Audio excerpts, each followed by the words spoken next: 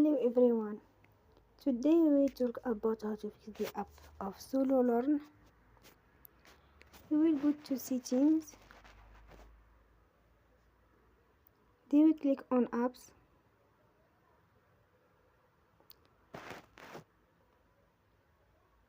After that we search the app Sololearn.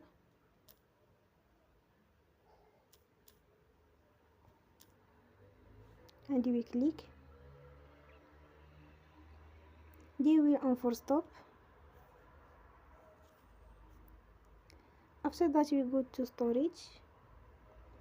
Then we click on clear cache. You will go to Play Store and then you will update app. Don't forget to support us by like and subscribe. See you next time and thank you for your attention.